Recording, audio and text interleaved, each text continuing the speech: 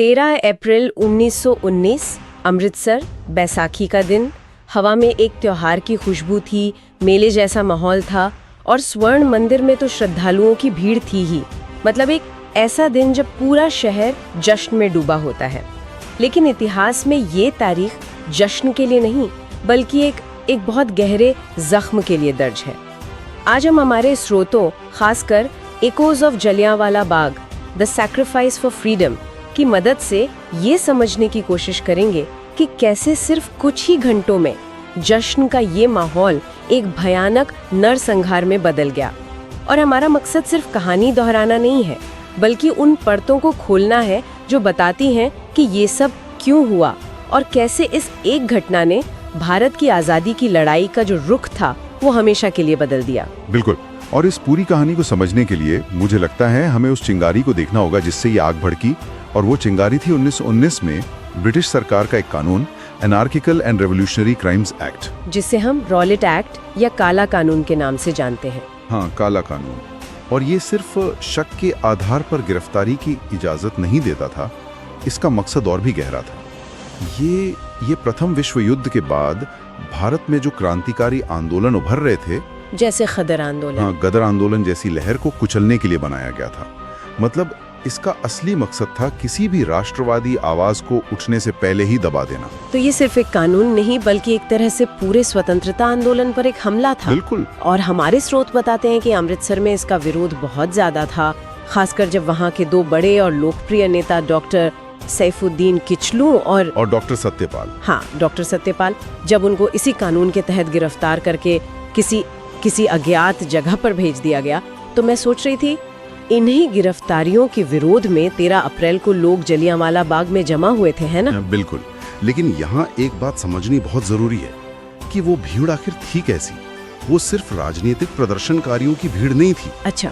बैसाखी का दिन था तो आसपास के गांवों से बहुत से लोग मेला घूमने आए थे, स्वर्ण मंदिर में दर्शन करने आए थे। उनमें से कई लोग, जिनमें महिलाएं थीं, बच्चे थे, बुजुर्ग थे, वो बस सभा देखने के लिए बाग में चले गए थे। मतलब उनके लिए ये शहर की गहमा गहमी का एक हिस्सा था। हाँ, और ज्यादातर लोगों को तो ये पता तक नहीं था कि शहर में किसी भी तरह की सभा पर पाबंदी लगा दी गई है। ये तो इस त्रासदी को और भी भयानक बना देती है। मतलब वहाँ ऐसे लोग भी थे जो किसी विरोध का हिस्सा भी नहीं थे, बस परिवार के साथ एक अच्छा दिन गुजारने आए थे।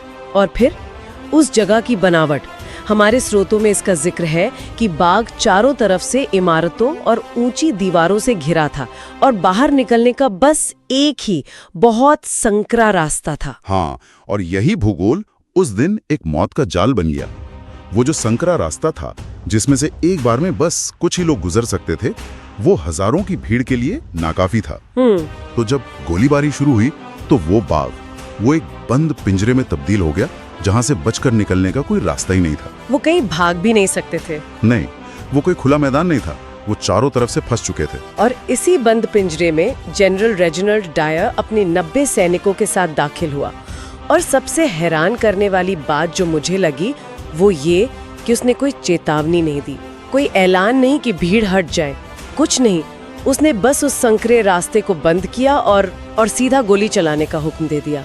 देखिए, चेतावनी ना देना ये एक बहुत सोची समझी रणनीति का हिस्सा था।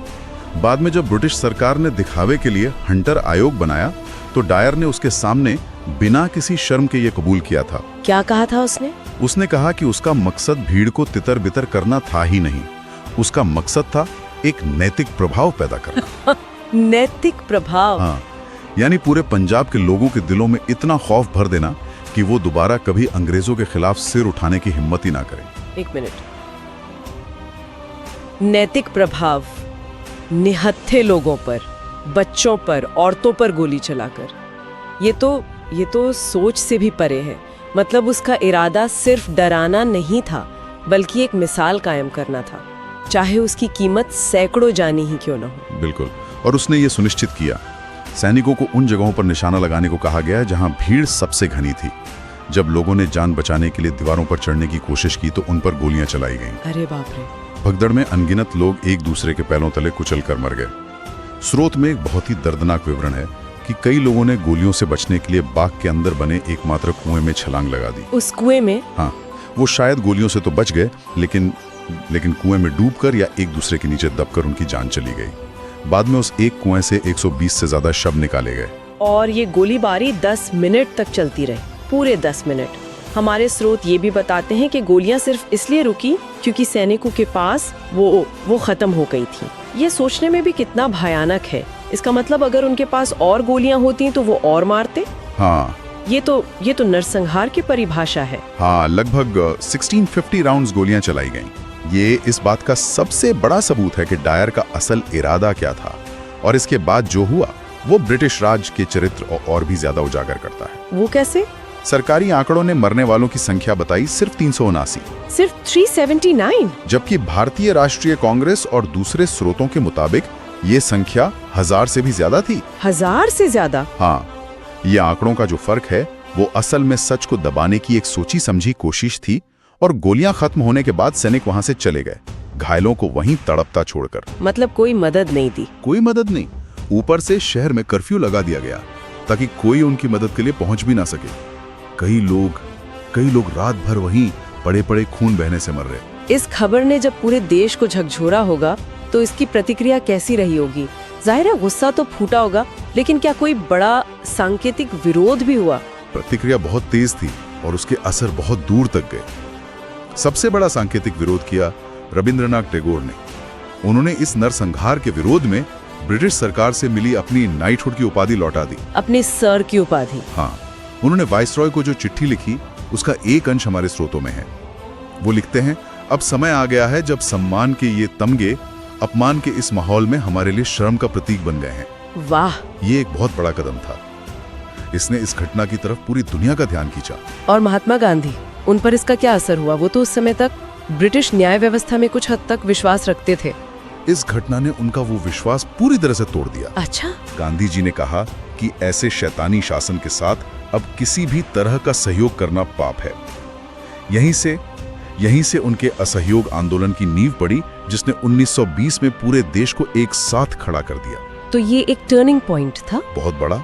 अब तक जो आजादी की लड़ाई कुछ पढ़े लिखे वर्गों तक सीमित थी, वो पहली बार एक जन आंदोलन बनी। इस एक घटना ने आम भारतीय को समझा दिया था कि ये शासन न्यायपूर्ण नहीं बल्कि क्रूरता पर आधारित है। इतने बड़े नरसंहार के बाद क्या ब्रिटिश हुकूमत पर कोई अंतर्राष्ट्रीय दबाव नहीं पड़ा? क्या उन्होंने कोई जांच करवाई या जनरल डायर को बस ऐसे ही छोड़ दिया? यहीं पर कहानी एक और दिलचस्प मोड़ लेती है। जनता के दबाव में हंटर आयोग तो बना, लेकिन वो बस एक दिखावा था। मतलब? डायर को दोषी तो पाया गया, लेकिन कोई सजा नहीं दी गई। उसे बस सक्रिय सेवा से हटा दिया गया और वो ब्रिटेन लौट गया।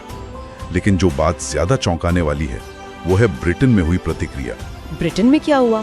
जहां एक तरफ हाउस ऑफ कॉमन्स में विंस्टन चर्चिल जैसे नेताओं ने डायर की हरकत को एक राक्षसी घटना कहा, वहीं दूसरी तरफ ब्रिटेन की आम जनता और हाउस ऑफ लॉर्ड्स के कई सदस्यों ने उसे साम्राज्य का रक्षक बताकर उसका महिमा मंडन किया।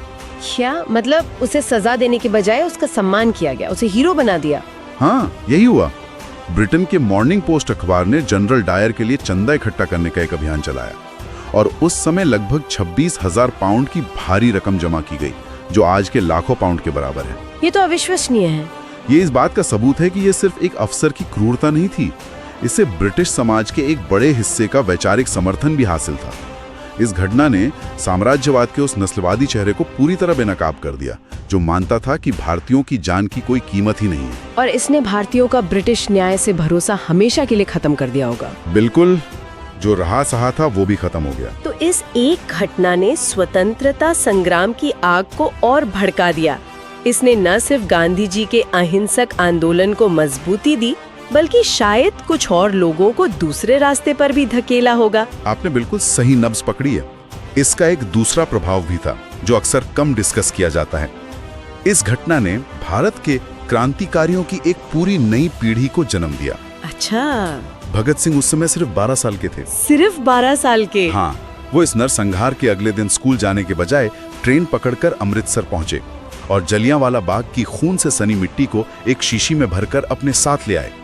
उनके लिए और उन जैसे कई युवाओं के लिए इस घटना ने ये साबित कर दिया था कि शांतिपूर्ण तरीकों से आजादी नहीं मिल सकती। तो इसने अहिंसक प्रतिरोध के साथ साथ हाँ, इसने क्रांतिकारी आंदोलन की आग को भी हवा दी।